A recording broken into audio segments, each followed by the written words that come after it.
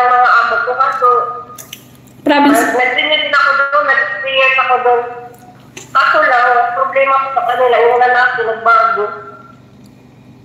Bakit? Na-obsess sa akin. Yung lalaki? Parang ng tanga.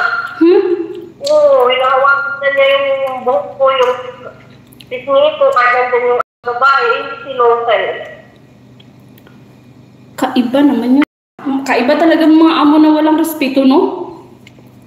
Ako, sobrang...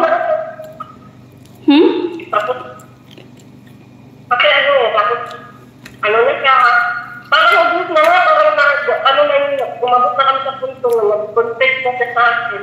Lah.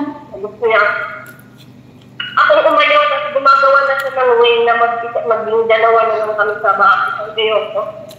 Kaya parang nagpakaway ako hanggang